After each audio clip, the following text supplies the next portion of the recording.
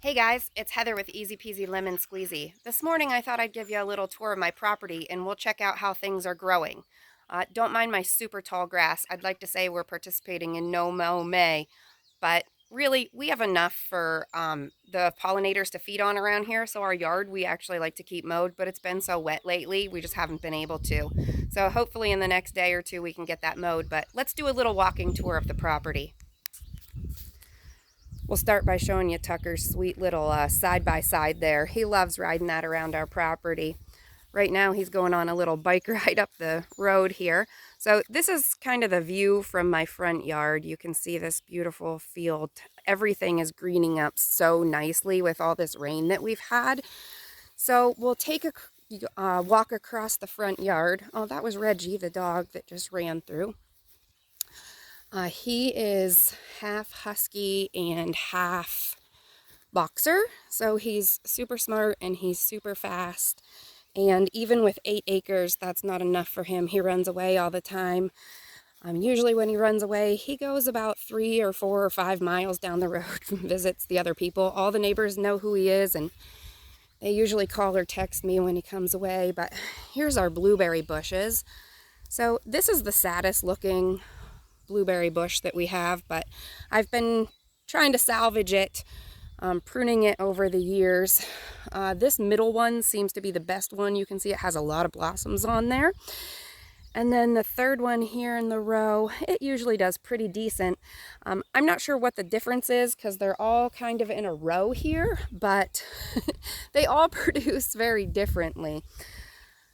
They were planted when we moved in, so that's pretty sweet. Here we have Tucker's sandbox and his trampoline. We have some, down here in the corner of the yard, we have some horseshoe pits. They need some TLC. But over here, we'll hit up the garden. So this is right in my backyard, not far from my house. So it makes it kind of convenient. So in this corner here, we have an old swing, like a porch swing thing. The swing broke, so I threw the frame in my garden, and I have some twine strung on there, and I have snap peas planted. Hopefully they'll grow up that twine. Here's my sweet little garlic patch. I did plant some broccoli in between that garlic. Hopefully that'll grow. It hasn't been looking real promising, but if it doesn't grow, we'll just try replanting it. Have some onions there. So keep in mind, it's early spring here. Well, I guess not early spring, but we're just in the middle of May. Still pretty chilly and a high chance of frost around here, so we only have cool weather crops planted. But I have some spinach and some lettuce planted side by side there. You'll see I have my cattle panel trellises that my husband and I just put in last weekend. Those will grow tomatoes, cucumbers, butternut squash, and spaghetti squash. You can see I have various mulching techniques around here. In the fall, I cover my garden with newspaper to try to keep the weeds down. Then I have some straw covering the newspaper in some spots. Over here, we planted some carrots.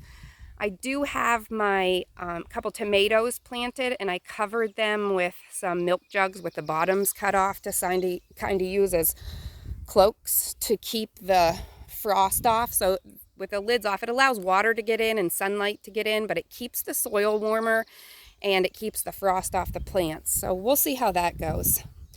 So in these bags, I have potatoes growing, and they're actually growing pretty quickly. As soon as they start to peek through the soil like that, I cover them up with some more compost. So around here, we kind of work with what we have as far as materials and things. You'll see I have a bunch of tomato cages here. I don't ever use them for tomatoes. I use them for my zucchini and squash plants and also my bush beans to try to keep them upright. I actually found those in a throwaway pile. Someone cut them off. You can see they're pretty decent shape. They still have tags on them. So I found them in a junk pile. Over here I have my primitive little compost pile. I just threw together some pallets and all my vegetable scraps, grass clippings, newspaper shreddings, cardboard, coffee grounds, all that kind of stuff we throw in the compost.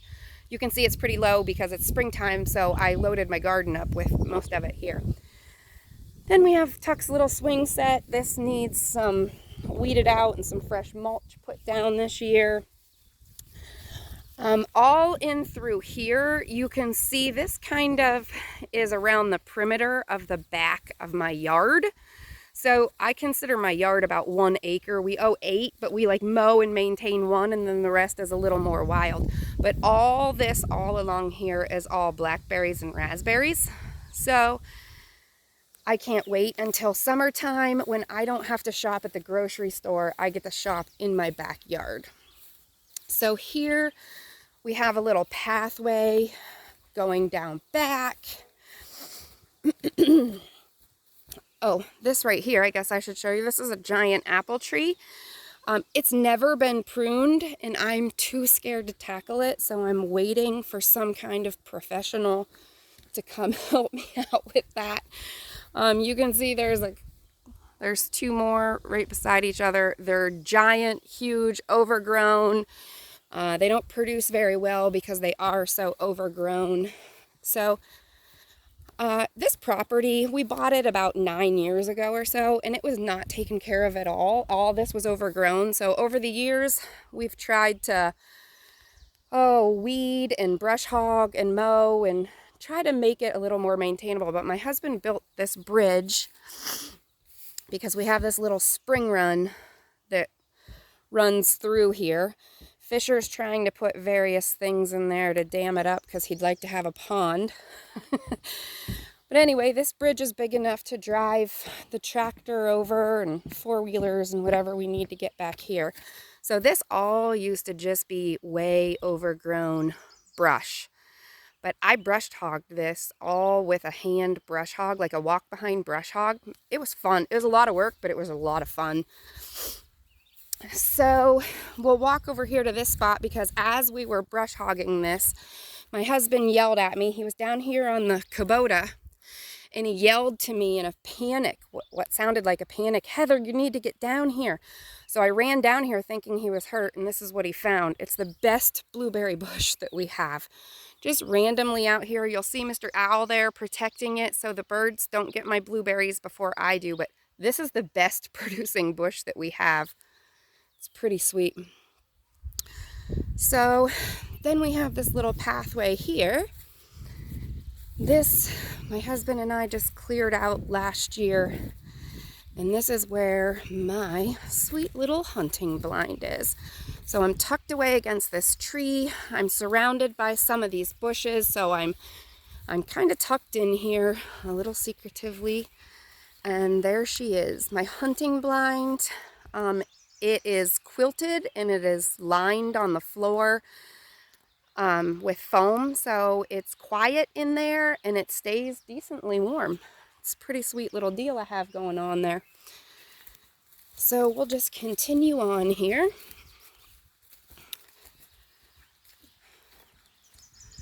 So we're just kind of walking more towards the back. You'll see here, Fisher made a little fire ring down here. He likes to come down here and hang out where he can be as noisy as he wants and it doesn't bother anyone. But this is what I call the enchanted forest. So I'm not going to walk through there, but you can see it's just a little forest, and there's a pathway that goes through there that's pretty sweet. We'll go back this way a little bit. Around to the other pathway here, and I'll show you the nice little access that we made to the stream that runs about midway down our property. So we own property that's about 1 acre wide and 8 acres deep, and we have this really nice stream that runs pretty much right down through the middle of it, about halfway. So again, this was all thick, brushy, overgrown stuff like this all through here. And we spent probably a whole summer, just clearing out a pathway so that we can at least have good access to the stream. So Tucker and I come down to this little spot a lot in the summer so that he can cool down and throw rocks and have a little fun when it's hot out. So here's our nice stream access. I'll just show you downstream a little bit and then upstream a little bit. So we'd really like to have a bridge that crosses this so we can get to the back side of our property easier. So there's woods here, and then once you get through these woods, there's just a little hill right there, and just up a little ways, not far at all, there's a great big open meadow. And we're good friends with the camp neighbors up the road, and their property borders ours, and they have nice little access to that field back there. So they have a blind set up there, but they allow us to use it. So if we go, across the property to the neighbors, so we do have a nice little pathway that goes along here. So this is our property until we get just about to the edge of this tree line here. So about right here, it's the neighbor's property, but we kind of share. They allow us full access, and we help them out and we respect them. So we do have a little shooting range set up here. This is where we sight in our hunting rifles every year. And then if you keep going that way just a little ways, there is access across the creek. There's not a bridge, there's just kind of an access point. So if you're wearing rubber boots, you can cross it if the creek's not too high, but it's a good place to cross on four-wheelers and side-by-sides and stuff to get to the back side of our property, which maybe we'll do that in another tour, another time, because that back side of the property is awesome. So again, back here, you can see a brush pile there. We're getting ready to burn that.